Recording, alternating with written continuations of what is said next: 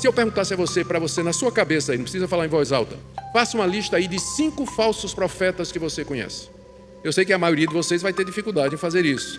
É porque exatamente nós pensamos que examinar, criticamente o que está sendo dito é julgar. E a Bíblia diz, não julgueis. Então muita gente diz assim, mas pastor, a Bíblia não diz, não julgueis. Só que o julgamento que Jesus proíbe é o julgamento hipócrita. Porque ele diz, por que você vê a trave no olho do seu irmão e não vê o cisco que está no seu olho? Hipócrita, primeiro tira a trave do teu olho para você poder tirar o cisco do olho do irmão. E em seguida Jesus disse, não dê aos cães e aos porcos as pérolas e aquilo que é precioso. Para eu obedecer esse mandamento de Jesus, eu tenho que saber quem é porco e quem é cão. Senão, Jesus disse para não dar pérolas aos porcos. Então eu tenho que examinar para dizer, isso aí é porco. Eu não vou dar as pérolas do Evangelho, não vou dar as verdades de Deus para essa pessoa. Nós somos chamados a não ser bestas. O cristão não tem que ser besta, ele não tem que ser naíve, inocentão, dizer que está tudo muito bem. Não. Existe um sentido em que ele tem que ser bem crítico. Ele tem que avaliar, ele tem que analisar o que é que ele está ouvindo, porque já tem muito erro, já tem muita mentira em nome do Evangelho, em nome de Cristo espalhada pelo mundo. Muitos falsos profetas já saíram pelo mundo afora, como aqueles que estavam infestando as igrejas a quem João escreve. Olá, amigos do canal Biblicamente. Sejam todos muito bem-vindos. Hoje, trago para vocês mais uma mensagem poderosa e edificante que com certeza vai tocar o seu coração. Vamos assistir juntos.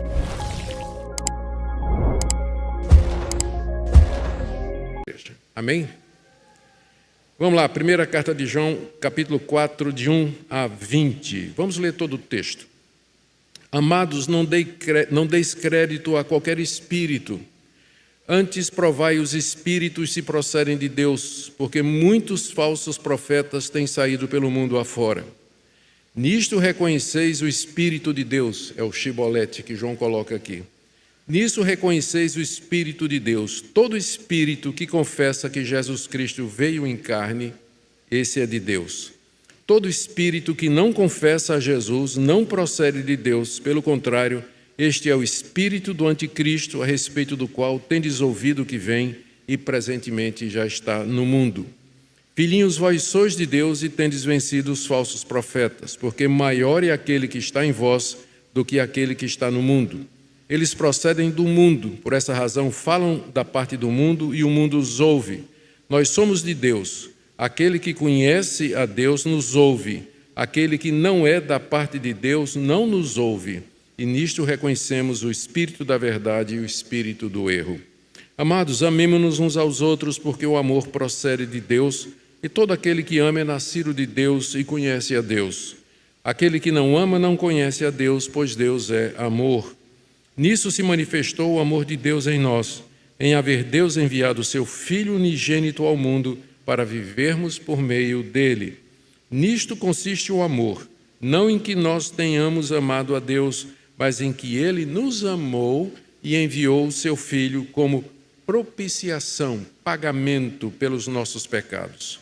Amados, se Deus de tal maneira nos amou, devemos nós também amar uns aos outros.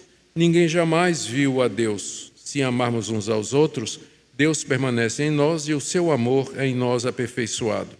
Nisto conhecemos que permanecemos nele e ele em nós, em que nos deu do seu Espírito. E nós temos visto e testemunhado que o Pai enviou o seu Filho como o Salvador do mundo.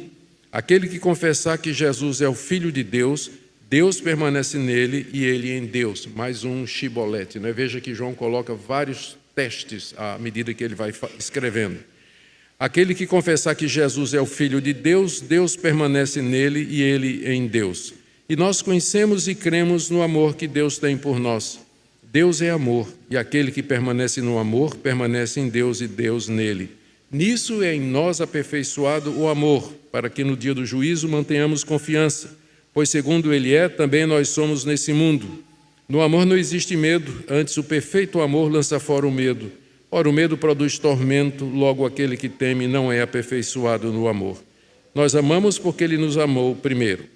Outro chibolete agora no verso 20. Se alguém disser, amo a Deus e odiar seu irmão, é mentiroso, pois aquele que não ama seu irmão a quem vê, não pode amar a Deus a quem não vê. Ora, temos da parte dele esse mandamento: aquele que ama a Deus, ame também a seu irmão. Pai querido, estamos diante da Tua palavra e nós pedimos que o Senhor ilumine o nosso entendimento, para que nós possamos compreender o sentido dela e a sua aplicação para nós hoje. Fala ao coração daqueles que se encontram aqui nesta manhã e que precisam, Senhor, ser renovados, consolados, orientados, instruídos, talvez corrigidos, repreendidos, conforme a necessidade de cada um que o Senhor conhece tão bem. Ouve a nossa oração, em nome de Jesus. Amém. Queridos irmãos, na mensagem anterior nós vimos que João apresenta o teste do amor aos irmãos como evidência da verdadeira fé cristã. Uma das provas de que uma pessoa é realmente convertida é que ela é capaz de amar os seus irmãos, perdoá-los, aceitá-los e ter o amor que se traduz em boas obras com relação a essa pessoa. João havia ensinado que isso é um mandamento de Cristo, e ele usou o exemplo de Caim e Abel para dizer que tipo de amor ele se refere. Caim era do diabo e matou seu irmão. E, portanto, se nós, mesmo não matando os irmãos, mas querendo que eles morram, ou tendo ódio ou mágoa no coração, nós seguimos Caim e não Abel. Portanto, o amor ao próximo é evidência de que você de fato foi regenerado, que você foi salvo, que Deus lhe perdoou e lhe deu a vida eterna. E esse amor, eu estou fazendo um resumo da última mensagem, este amor se traduz em ações concretas. Se você vir o seu irmão passar necessidade e você fechar o seu coração, como é que pode o amor de Deus estar em você? Pergunta João.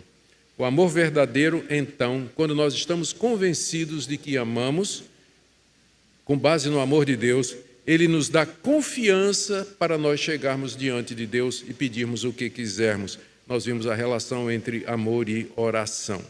Agora, João fala na continuidade, aqui no capítulo 4, sobre a necessidade que os crentes têm de discernimento espiritual. E ele faz isso trazendo mais alguns testes do verdadeiro ou da verdade. Nós vimos que essa carta foi escrita com o objetivo de combater falsos mestres que estavam se infiltrando nas igrejas da Ásia, a quem essa carta é dirigida. E João escreve dando aos seus leitores 3 testes que eles poderiam fazer para saber se aqueles mestres estavam falando de Deus. Primeiro, o teste doutrinário. Todo aquele que nega que Jesus é o Cristo, esse não é de Deus. Todo aquele que nega isso é falso profeta. O teste moral, todo aquele que vive na prática do pecado, esse não é de Deus, mesmo que ele diga que é. E o teste do amor, aquele que diz que conhece a Deus, mas não ama seu irmão, esse não é de Deus. Teste doutrinário, moral e social. João repete esses testes aqui na carta. E ele tem como objetivo fornecer bases para que os cristãos examinem todo mundo, todos que ele ouve. Em outras palavras, o cristão não deve ser tolo, um ingênuo, mas naive, que é uma palavra muito boa em inglês, não é? Mas ele deve prestar atenção naquilo que está sendo dito, aplicar esses testes, e existem outros na Bíblia, esses são apenas 3, para discernir se a pessoa está falando da parte de Deus ou não. E é esse o ponto aqui de todo o capítulo 4 que nós acabamos de ler, onde João vai combinar o teste doutrinário, o teste do amor, o teste moral, para, mais uma vez, reassegurar os seus leitores sobre como eles podem discernir a verdade e o erro. E também, aproveitando, os seus leitores deveriam se examinar. Será que eu estou na verdade? Será que eu sou de Deus? Será que eu nasci de novo? Será que a obra de Deus já foi feita em mim? É isso que nós queremos ver aqui.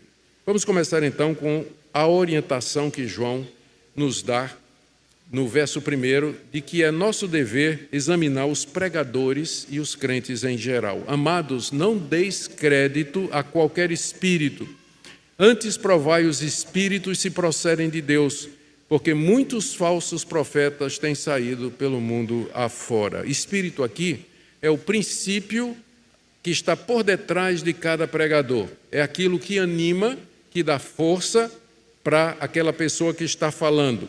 Existem 3 possibilidades quando nós pensamos nisso. Existe o espírito humano, às vezes a pessoa se apresenta como sendo de Deus, mas ela está falando simplesmente de si. Existem os espíritos malignos, tem pessoas que são possuídas, oprimidas, opressas, controladas por espíritos malignos, e elas falam coisas que são inspiradas por Satanás, existe isso, nós vamos ver. E tem aquelas pessoas que falam pelo Espírito Santo, espírito humano, espírito maligno, Espírito Santo. Se só tivesse o Espírito Santo no mundo, nós não precisaríamos ficar examinando.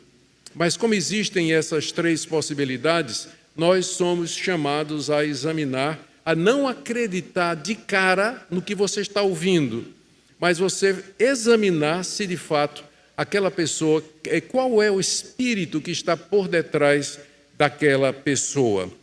Não acreditar, mas examinar. A razão que João dá para isso é mencionada aqui no final do verso 1. Já muitos falsos profetas têm saído pelo mundo afora. Nem todo mundo que se apresenta dizendo que é cristão, que vem da parte de Deus, está falando a verdade. Tem muitos falsos profetas. Por que eles são chamados de falsos? Por que eles são chamados de falsos profetas? São chamados de profetas porque profeta é alguém que fala em nome de outro.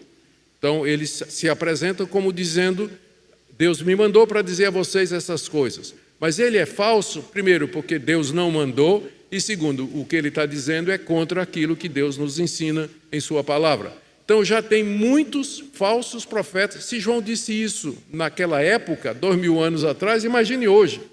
Já tem muitos falsos profetas. Agora veja como nós temos dificuldade em cumprir esse mandamento. Se eu perguntasse a você, para você, na sua cabeça, aí, não precisa falar em voz alta, faça uma lista aí de 5 falsos profetas que você conhece. Tem muitos. Tem, né? Não só aqui no Brasil, não só aqui nos Estados Unidos, mas como no Brasil também. Faça uma lista na sua cabeça de 5 falsos profetas. Eu sei que a maioria de vocês vai ter dificuldade em fazer isso. É porque exatamente nós pensamos que examinar, né, criticamente o que está sendo dito é julgar. E a Bíblia diz, não julgueis. Então muita gente diz assim, mas pastor, né, a Bíblia não diz, não julgueis. Só que o julgamento que Jesus proíbe é o julgamento hipócrita, porque ele diz, por que você vê a trave no olho do seu irmão e não vê o cisco que está no seu olho? Hipócrita, primeiro tira a trave do teu olho para você poder tirar o cisco do olho do irmão. E em seguida Jesus disse, não dê aos cães e aos porcos as pérolas e aquilo que é precioso. Para eu obedecer esse mandamento de Jesus, eu tenho que saber quem é porco e quem é cão. Senão, Jesus disse para não dar pérolas aos porcos. Então, eu tenho que examinar para dizer, isso aí é porco. Eu não vou dar as pérolas do Evangelho, não vou dar as verdades de Deus para essa pessoa. Nós somos chamados a não ser bestas, né? O cristão não tem que ser besta, ele não tem que ser naíve, inocentão, dizer que está tudo muito bem. Não. Existe um sentido em que ele tem que ser bem crítico. Ele tem que avaliar, ele tem que analisar o que é que ele está ouvindo, porque já tem muito erro, já tem muita mentira em nome do Evangelho, em nome de Cristo espalhada pelo mundo. Muitos falsos profetas já saíram pelo mundo afora, como aqueles que estavam infestando as igrejas a quem João escreve. Em seguida, João apresenta, mais uma vez, testes que nós podemos usar para discernir quem está falando de Deus ou não, que servem para os seus leitores também e que identificam o verdadeiro cristão. E eu quero entrar nessa passagem por isso aí. 6 ou 7 marcas do verdadeiro cristão a partir desse pano de fundo que nós estamos descrevendo aqui. Então vamos lá para a primeira marca. O cristão verdadeiro, à luz de tudo isso que nós vimos, ele confessa a encarnação de Cristo. Ele confessa a encarnação de Cristo, versos 2 e 3. Vocês podem reconhecer o Espírito de Deus. Todo espírito que confessa que Jesus Cristo veio em carne, esse é de Deus. E todo aquele que não confessa a Jesus não procede de Deus, pelo contrário, é o espírito do anticristo, a respeito do qual tendes ouvido que vem e presentemente já está no mundo. Está aqui a primeira marca do verdadeiro cristão. Ele confessa que Jesus Cristo veio em carne, ou seja, que Jesus era uma pessoa real, de carne e sangue, e que Deus estava nele. Quem confessa isso, de fato, vem de Deus. Quem nega que Jesus era humano, quem nega a plena humanidade de Jesus, esse aí não procede de Deus. Você pode pensar, mas que tolice, Jesus de fato era homem. Mas naquela época, essa seita que está sendo combatida aqui, ela dizia que Jesus não tinha um corpo real, que o corpo de Jesus era uma projeção, era um corpo espiritual, que você botasse a mão, você atravessaria. Ele não era material. Esses falsos mestres seguiam o espírito da época, que fazia separação entre espírito e matéria, chamado dualismo. Eles não podiam acreditar que Deus pudesse assumir um corpo humano, porque isso seria misturar espírito e matéria. E aí eles negavam que Jesus, de fato, tinha um corpo humano, tinha um corpo real e verdadeiro. João diz que quem nega a humanidade de Jesus, a plena humanidade de Jesus, esse é do anticristo. E aqui é a primeira vez que no Novo Testamento aparece essa palavra, anticristo. O que é que anticristo significa? É uma combinação de duas palavras, essa palavrinha anti, que em grego significa contra, e no lugar de, e Cristo, ungido, o Messias, o Cristo. Então, anticristo significa aquele que é contra Cristo ou aquele que toma o lugar de Cristo. Essa figura aí, João diz, vocês já ouviram que ele haveria de vir, está aí no verso 3, a respeito do qual tendes ouvido que vem, ou que virá, ou que está vindo, pode ser traduzido de qualquer uma dessas formas. Onde foi que os leitores de João tinham ouvido que o anticristo chegaria? Daniel, capítulo 7, fala do abominável da desolação. Jesus, no seu sermão escatológico, falou do abominável da desolação. O apóstolo Paulo, em Tessalonicenses, segundo aos Tessalonicenses, capítulo 2, falou do homem da iniquidade, o filho da perdição, que se senta no lugar sagrado, parecendo ser Deus, que faz sinais prodígios pelo poder de Satanás. Então, os leitores de João já tinham ouvido a respeito do anticristo. Há diferentes interpretações no meio reformado sobre o anticristo. Alguns dizem que essa passagem de João, ela já se cumpriu lá na invasão dos romanos no ano 70, e outros dizem que ainda o anticristo haverá de se levantar. Não importa antes ou depois, o que importa é que o espírito do anticristo já está presente no mundo, ou ainda está presente no mundo, como João diz aqui.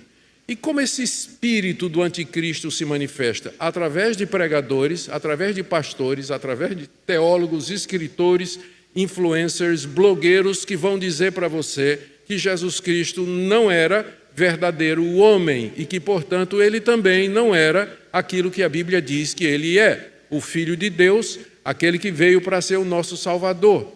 O verdadeiro crente, ele rejeita isso e ele afirma a encarnação de Jesus.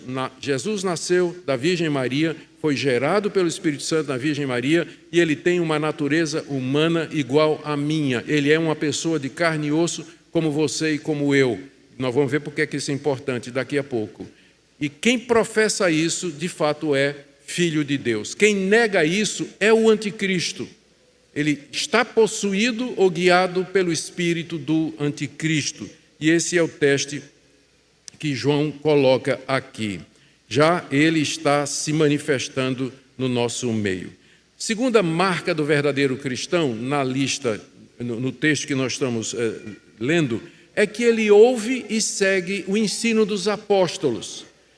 Ele ouve e segue o ensino dos apóstolos. Jesus escolheu 12, Judas substituído por Matias, chamou Paulo em seguida, para através deles revelar a verdade a respeito do seu Filho Jesus Cristo. Esses apóstolos foram testemunhas oculares da vida, morte e ressurreição de Jesus.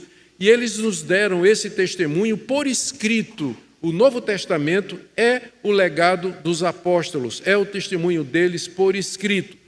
Quem é de Deus, ele vai ouvir esse testemunho e ele vai receber a palavra dos apóstolos. Veja bem, você não viu Jesus.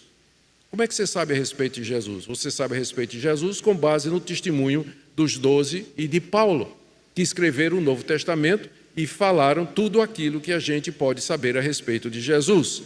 Quem é de Deus vai ouvir a palavra dos apóstolos, como está aqui no Novo Testamento, e vai seguir.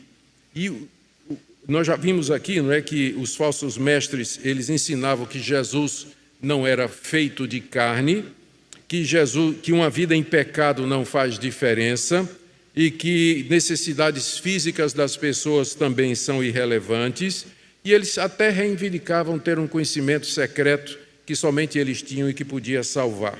Esse tipo de apelo e mensagem estava se tornando muito popular no mundo da época e estava encontrando abrigo, inclusive, nas igrejas, para quem João está escrevendo. Como é que poderia explicar isso, não é? Como é que João poderia explicar isso aos leitores e evitar que eles caíssem nesse erro? O ponto que João introduz aqui é o seguinte: primeiro, seus leitores eram de Deus. São alguns pontos, veja só, a partir do verso 4. Filhinhos, vocês são de Deus. Que segurança, não é? A gente ouvir isso do apóstolo João. Vocês são de Deus. Vocês não são do inimigo das nossas almas, mas vocês pertencem a Deus. Segunda coisa que ele diz: vocês já venceram os falsos profetas. Em que sentido já venceram o falso profeta? Porque não estavam seguindo o que os falsos profetas estavam dizendo. Então, já tinham vencido os falsos profetas. Terceira coisa, a razão pela qual eles tinham vencido os falsos profetas é porque maior é aquele que estava neles do que aquele que estava no mundo. Verso 4. João se refere ao Espírito Santo. Nós, quem é de Deus, tem o Espírito Santo. E o Espírito Santo é mais forte do que o espírito do anticristo que já está presente nesse mundo. Se você é de Deus, o Espírito Santo habita em você, e pelo poder do Espírito Santo você vai discernir a verdade e o erro, e você não vai seguir o falso ensino. Às vezes um crente verdadeiro ele pode estar equivocado sobre pontos secundários de doutrina, tipo estrutura da igreja, dons espirituais, papel da mulher na igreja, a relação da igreja e do Estado. Às vezes um crente verdadeiro ele pode estar equivocado nessas questões, mas ele nunca vai estar equivocado com relação a essa verdade central a respeito de Jesus, que Jesus é o Filho de Deus que se tornou carne, que ele morreu na cruz, morreu de verdade, ressuscitou com um corpo humano glorificado e vive assim até o dia de hoje. Então, todo crente verdadeiro vai confessar isso, porque é obra do Espírito Santo em seu coração. Maior é aquele que habita em nós do que aquele que está no mundo, que é o anticristo. A quarta coisa que João diz aqui é que o sucesso dos falsos profetas, que tinham muitos seguidores já no primeiro século, é porque eles não eram de Deus e falavam do mundo, falavam da linguagem do mundo. Por isso o mundo o ouvia e o mundo seguia. A palavra mundo aqui significa não as coisas criadas, mas significa a humanidade perdida sem Deus. Por que é que esses falsos profetas tinham tantos seguidores? Você nunca se pergunta isso? Meu Deus, por que que as igrejas que pregam a Bíblia às vezes são tão pequenas e aí você tem falsos profetas, gente que é mercenária, que ensina doutrina errada, a igreja lotada, gente que saindo pelo ladrão, como a gente costuma dizer, não é? Como explicar isso aí? João explica aqui no verso 5. Eles procedem do mundo. Por essa razão, falam da parte do mundo e o mundo os ouve. Eles têm um discurso que as pessoas gostam de ouvir. Eles falam aquilo que vai consolar pecadores a continuarem no seu caminho de pecado. Eles não falam de arrependimento, mudança de vida, juízo de Deus, céu, inferno. A necessidade de arrependimento fica faltando nesses pregadores. O que eles pregam é prosperidade, bênçãos materiais, saúde, vitória e tudo aquilo que você precisa aqui nesse mundo. Sobre a pessoa de Cristo, o que ele fez na cruz, quase nada. Uma vez eu estava escutando, faz muito tempo eu estava escutando um desses obreiros, um desses missionários aí que abriu, tinha uma grande igreja neopentecostal. Eu estava escutando o sermão dele e de repente ele começou a falar sobre pecado. Né? Aquela passagem de Josué: santificai-vos, porque amanhã o Senhor fará maravilhas no vosso meio. E aí ele começou a falar da necessidade de santificação, arrependimento, mudança de vida, abandono do pecado. Eu disse: meu Pai do céu, talvez eu estava enganado a respeito dessas pessoas, elas estão pregando de fato arrependimento e santificação. E ele continuou falando, pregando, aí veio: por isso, amanhã, aqui na igreja, noite do milagre.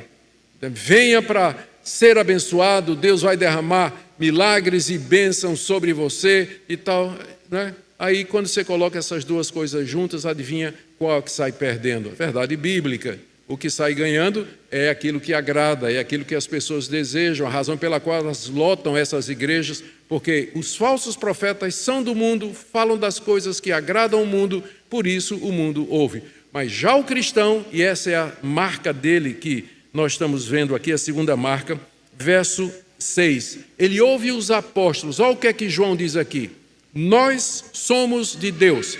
Quem é esse nós? É João e os demais apóstolos de Cristo. Aquele que conhece a Deus nos ouve. João diz: nós, os apóstolos, nós somos de Deus. Quem é de Deus vai ouvir o que nós estamos dizendo. Aquele que não é de Deus não vai nos escutar e, consequentemente, não vai atrás de pregadores que ensinam a doutrina apostólica e muito menos se tornar membros de igrejas onde a verdade apostólica sobre Cristo é ensinada. Eles vão atrás de falsos profetas. Então, esse é a segunda marca do verdadeiro cristão. Ele ouve e ele segue a doutrina dos apóstolos. Onde está essa doutrina? Escritura Sagrada. Não está em nenhum outro lugar. Não está em revelação subjetiva, não está na personalidade carismática de alguns líderes, não está em novas revelações, sonhos e visões. Apóstolo bom é apóstolo morto, né? Aquele que já morreu e que deixou o seu legado por escrito, está aqui. Nós somos igreja apostólica, não somos? Por que nós somos uma igreja apostólica? Porque nossa doutrina se baseia no ensino dos apóstolos, que está aqui. Então, quem é de Deus vai ouvir e vai seguir. Quem não é de Deus vai seguir o falso profeta. Vai seguir o falso profeta, porque o falso profeta vai dizer tudo aquilo que ele quer ouvir, enquanto que numa igreja bíblica, você nem sempre vai ouvir o que você quer. Você vai ser confrontado pela palavra, você vai ser desafiado pela palavra e, consequentemente, você vai precisar tomar uma decisão diante do que você ouve. Esse era o outro shibolete, outro teste que João coloca aqui. O primeiro foi que o crente verdadeiro confessa a encarnação, e o segundo que ele acabou de dizer é que o crente verdadeiro ouve e segue o ensino dos apóstolos. Agora vem um terceiro teste. O crente verdadeiro ama os seus irmãos. Está aí do verso 7 até o verso 12. Como nós já vimos, se você está seguindo a nossa série, você vai lembrar disso, eu vou recapitular por amor àqueles que estão nos visitando. Os falsos profetas que estavam entrando nas igrejas e que João combate aqui, eles desprezavam as necessidades materiais das pessoas devido ao dualismo com que eles interpretavam a realidade. O que é espírito é bom, mas o que é matéria é mal. Como o corpo é material, não interessa para mim. Deus não se preocupa com o corpo, portanto, Deus não se preocupa com as necessidades físicas e materiais. Eles achavam que o corpo era a prisão da alma e que você tinha que quebrar o corpo através de castigos, privações, para que a alma pudesse ser liberta e chegar até Deus. Esse era o ensino dos falsos mestres. João responde a isso com uma verdade simples, uma frasezinha de 3 letras, de 3 palavras: Deus é amor. Essa é a resposta que João dá a esse falso ensino. Deus é amor. E com base nessa declaração de que Deus é amor, João estabelece os seguintes pontos que eu quero que você preste atenção agora. Se Deus é amor, primeiro, nós devemos amar uns aos outros, porque todos nós dizemos que conhecemos a Deus e que seguimos a Deus. Está aí no verso 7. Amados, amemo-nos uns aos outros. Vamos amar uns aos outros. A razão é que o amor procede de Deus e, portanto, todo aquele que ama é nascido de Deus e conhece a Deus. Você pode dizer, mas então os descrentes, eles não... Pessoa que não conhece a Deus, ele não é incapaz de amar. Eles têm algum sentimento pelas outras pessoas, por conta da graça comum que Deus derrama sobre toda a humanidade. Mas o amor verdadeiro, ele parte de um coração que já foi alcançado pelo amor de Deus. Eu amo porque Deus me amou primeiro. Se você tenta amar sem esse pressuposto, você não vai conseguir. O amor de muita gente é simplesmente um amor egoísta. É paixão, é encanto, é infatuação, mas não é um amor verdadeiro. O amor verdadeiro nasce de Deus, porque, 3 palavrinhas, Deus é amor. Só pode haver amor verdadeiro se vier de Deus, tomando você, moldando você, e aí você pode amar, porque você é amado por Deus e ama a Deus. Então, se você tirar Deus da jogada, não há amor, mas somente egoísmo, paixão, desejo, infatuação e outras coisas que não permanecem nem têm sólido fundamento. Quem confessa, agora vem o outro ponto aqui, quem professa ser cristão, mas não ama seu irmão, não conhece a Deus, diz João aqui no verso 8. Aquele que não ama, não conhece a Deus, pois Deus é amor. Se você conhece a Deus, você vai amar as pessoas. Se você se pega, eu digo isso com muita seriedade, eu queria que você examinasse mesmo. Se você se pega detestando uma pessoa, você não vai usar a palavra ódio porque é muito forte, e você sabe que é errado, mas você é completamente indiferente para com aquela pessoa, você tem sentimentos negativos com relação àquela pessoa, examine-a e você não consegue perdoar aquela pessoa. A pessoa pode até ter feito coisas ruins contra você, mas você não consegue perdoar aquela pessoa ou fazer o bem se aquela pessoa tiver necessidade. Cheque o seu coração e o seu relacionamento com Deus, porque pode ser um indício de que você não sabe dizer chibolete, você só diz cibolete. Pode ser um indício de que você não é crente, você é apenas um religioso, porque quem ama a Deus, ama também o seu irmão, mesmo que seu irmão tenha feito alguma coisa errada contra você. Terceiro ponto aqui que eu queria que você percebesse, está nos versos de 9 a 10. O amor de Deus por nós se revela na vinda de Cristo ao mundo. Está tudo dito aqui, olha, no verso 9. Nisso se manifestou o amor de Deus em nós, ou por nós, em Deus haver enviado o seu Filho unigênito ao mundo para vivermos por meio dele. João primeiro disse, Deus é amor. O que é que isso significa, João? Como assim que Deus é amor? Aí João continua. Deus é amor porque ele tomou o seu Filho unigênito, seu único filho, e enviou ao mundo para que pecadores como vocês e como eu pudéssemos ter a vida eterna. Então, amor é isso, renúncia, abrir mão por amor a outras pessoas, para o bem de outras pessoas. É desse tipo de amor que João está falando aqui e que se baseia no amor de Deus por nós, para que nós possamos viver por meio de Cristo. Isso é o verdadeiro amor. E aí João explica, no verso 10, nisso consiste o amor, não em que nós tenhamos amado a Deus, mas que Ele nos amou e enviou Seu Filho como propiciação pelos nossos pecados. Então, não pense assim, olha, tem gente que pensa assim, Deus me ama porque eu amo a Deus.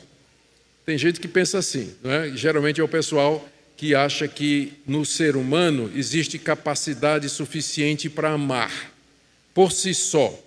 Geralmente são pessoas que não entendem a gravidade do pecado e da corrupção do nosso coração.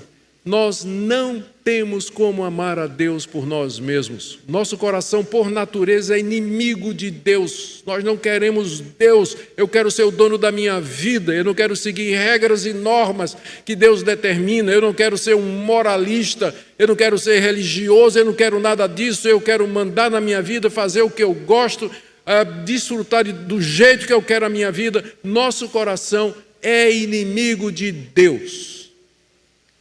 Se você ama a Deus, foi porque Deus lhe amou primeiro. E Ele veio até você pela palavra dos apóstolos, mudou o seu coração para que você pudesse amá-lo. Deus primeiro nos amou. Por isso que nós dizemos, a salvação é obra da graça de Deus, não é fruto de obras, não é fruto de mérito, de merecimento, que você não tem nenhum, nem eu.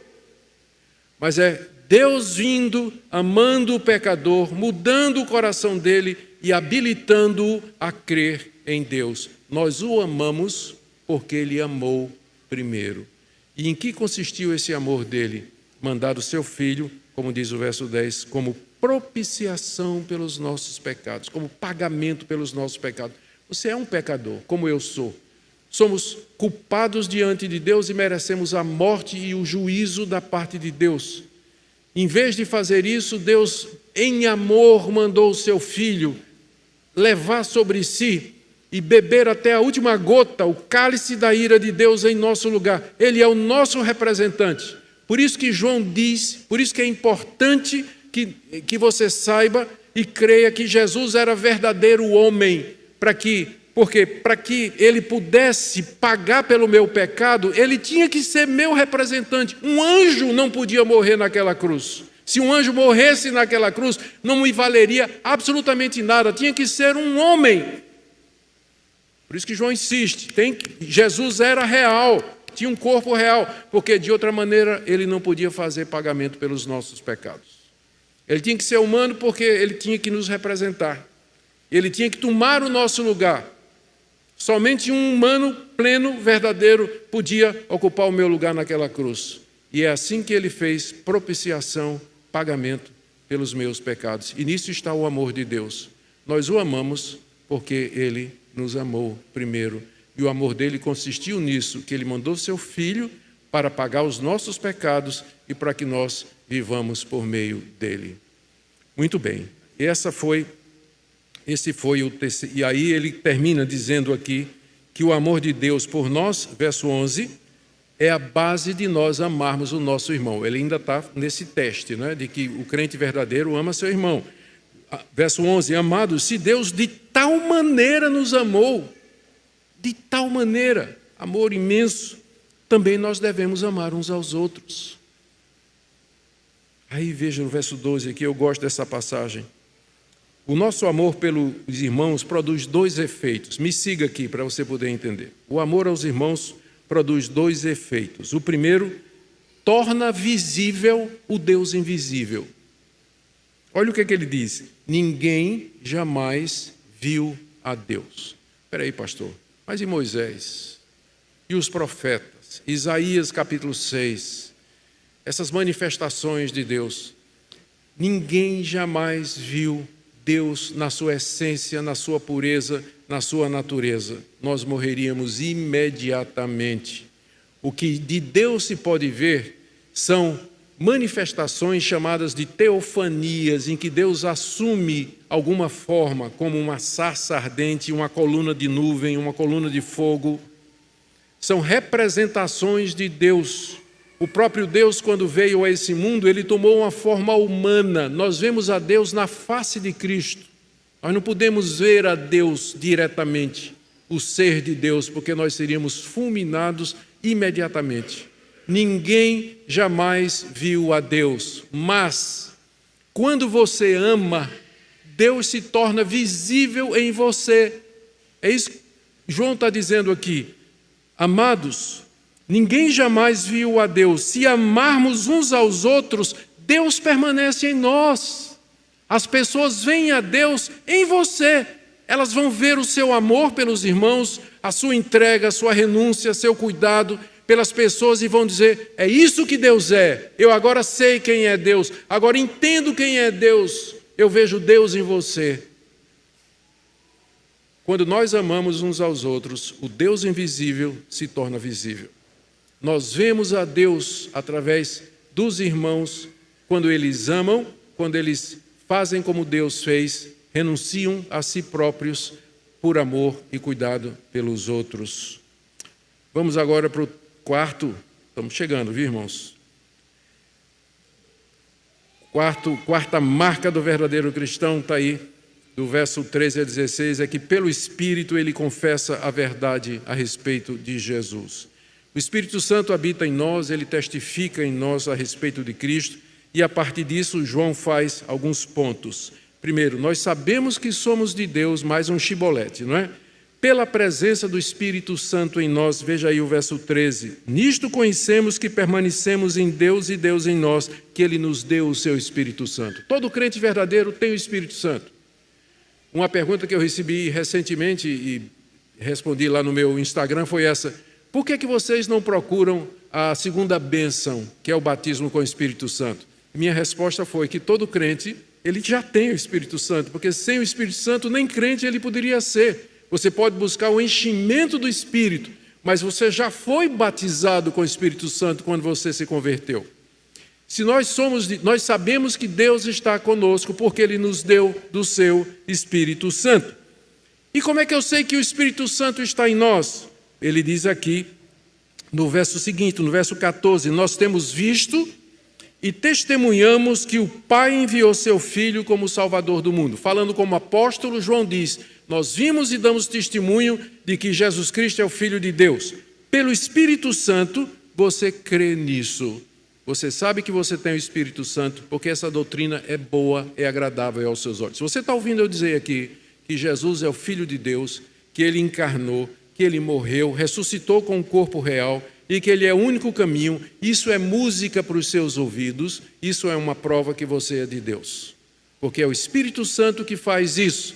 Mas se você ouve essas coisas, se você desfoca, isso não é interessante para você, você não vê valor nisso, não vê importância nisso, pode ser o cibolete, que é um sinal de que você não é um verdadeiro cristão. Porque o verdadeiro cristão, pelo Espírito Santo, ele recebe, aceita e confessa a verdade de Cristo baseado no testemunho dos apóstolos, como vimos aqui no verso 15. Aquele que confessa que Jesus é o Filho de Deus, Deus permanece nele e ele em Deus.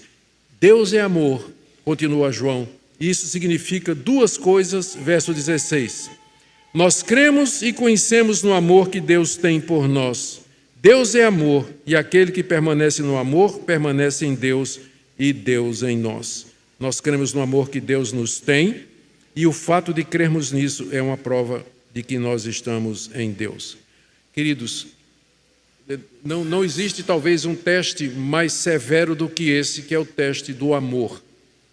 Amarmos os irmãos. Eu sei que vários de vocês estão com dúvidas e tem na cabeça de vocês a imagem de alguém, à medida que eu estou falando aqui, dizendo que se nós somos de Deus e conhecemos a Deus, nós temos que amar as pessoas. Pastor, aquela pessoa me fez muito mal, nunca pediu perdão. Eu sou maltratado todo dia na minha casa pelo meu marido me maltrata, me assedia verbalmente. Então minha esposa me insulta, me trai, ou então lá no trabalho eu sofro bullying dos meus colegas, do meu patrão. Na escola eu sofro bullying. Eu que sou adolescente, sou jovem lá na escola, quando eles descobrem que eu sou crente, eu sofro bullying. Como é que eu posso cumprir esse mandamento? Não se trata de sentimento, mas se trata de uma decisão. Deus é amor. E Deus amou você, você sendo inimigo de Deus. Quando Deus amou você, você não era uma coisinha legal para ser amada, não. Você era repulsivo, nojento aos olhos de Deus, coberto de pecado, imundo aos olhos de Deus. Deus lhe amou nessa situação. E você então deve amar. Quem só ama os seus amigos, quem só ama os que você gosta, os descrentes fazem isso também. Foi Jesus que disse isso, né? Se amais somente os que vos amam, que galardão tereis? Porque até os ímpios fazem a mesma coisa. E ele disse que tem que amar inclusive os seus inimigos. Isso não significa que você tem que conviver com eles, mas significa que você vai orar por eles, significa que você vai perdoá-los, que você vai, se puder fazer o bem, você vai fazer o bem, porque foi isso que Deus fez por você. Isso que Deus fez por você. Deus é amor, e isso significa que quem conhece a Deus vai amar também os seus irmãos em primeiro lugar e as pessoas em geral. Agora vamos para o quinto ponto, e eu tenho certeza que esse aqui vai mexer com todo mundo, inclusive já mexeu comigo. O crente verdadeiro, ele não tem mais medo de Deus, nem agora, nem no dia do juízo. Veja aí, do verso 17 e no verso 19. Nisto é em nós aperfeiçoado o amor, para que no dia do juízo mantenhamos confiança. Verso 18. No amor não existe medo, antes o perfeito amor lança fora o medo. O medo produz tormento, aquele que teme não é aperfeiçoado no amor. João agora faz uma relação entre amor e medo, que é muito clara e lógica. O que ele está dizendo aqui é o seguinte: Deus ama você. Se você de fato ama a Deus, isso significa que você não tem mais medo dele. Você não tem mais medo dele aqui, de que ele vai castigar você, destruir você, de que ele tem planos terríveis para você, mandar você ser evangelista lá na faixa de Gaza, por exemplo. Deus tem esse tipo de plano para a sua vida. Não. E medo do futuro. Quando eu morrer, o que vai acontecer? Será que eu vou para o céu ou eu vou para o inferno? Deus vai me castigar, Ele vai me dar a vida eterna? Se você ama a Deus, você não vai ter medo dele, nem aqui e nem com relação ao futuro. Agora eu quero que você sonde o seu coração. Quando você pensa em Deus, pensa no dia do juízo, ou pensa mesmo agora no presente, você está sempre olhando, né, por cima do ombro, né, para ver se Deus está lhe perseguindo, para lhe castigar, lhe maltratar por alguma coisa que você tenha feito. Quando você pensa na morte, o que é que você sente? Você vê a morte como sendo alguma coisa que vai lhe levar para um local de sofrimento, de tormento? João está dizendo que o verdadeiro amor lança fora o medo, isso é o medo de Deus. Se você de fato ama a Deus, você está consciente do amor de Deus, você não vai ter medo de Deus, medo do juízo de Deus aqui nesse mundo e nem no futuro, quando houver o julgamento final, quando todos comparecerem diante de Deus. E não existe uma coisa melhor para nós, não existe nada mais precioso do que você não ter medo de Deus. Se você tem medo de Deus, pode ser por algumas coisas. Primeiro, você fez alguma coisa que você sabe que está errado e você não colocou em ordem. E aí, é claro, você fica com medo de que a qualquer momento você vai olhar no retrovisor e vai ver a luzinha azul atrás de você. Pegaram, me pegou.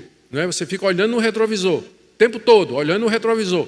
Se você tem culpa, o olho é no retrovisor o tempo todo, para ver se... não é?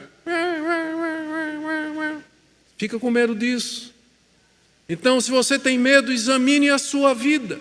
Por que você está olhando o retrovisor o tempo todo? O que é que você fez? É preciso que você se reconcilie com Deus. A porta está aberta. Cristo fez propiciação pelos nossos pecados. Conserte a vida. Arrume sua conduta. Desfaça esse relacionamento. Mude sua vida nos seus negócios. Faça as coisas direito. E você não vai ter medo. Segunda razão, se você tem medo, é que você ainda não entendeu o amor de Deus por você.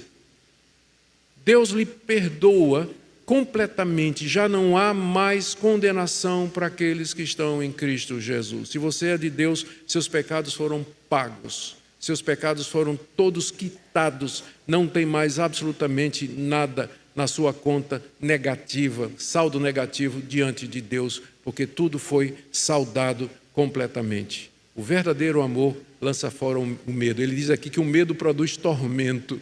Eu sei de pessoas que vivem atormentadas. Sei de pessoas que vivem atormentadas com medo, horror do que vai acontecer, do futuro, de todas estas coisas. A receita que a Bíblia dá para você se livrar do tormento mental, da aflição e da angústia espiritual, é você mergulhar no amor de Deus por você. O Deus que lhe ama, que lhe perdoa, e o Deus que lhe chama para a reconciliação por meio de Cristo. Agora deixe-me ir para o último ponto, ou esse já foi o último? Não, o último que eu tenho que dizer. Quem é de Deus não odeia seu irmão, né? Verso 20 até o verso 21. Se alguém disser amo a Deus e odeia seu irmão, é mentiroso. E olha o argumento de João. Se você não ama seu irmão a quem você vê, como é que você vai amar a Deus a quem você não vê? Olha que argumento interessante.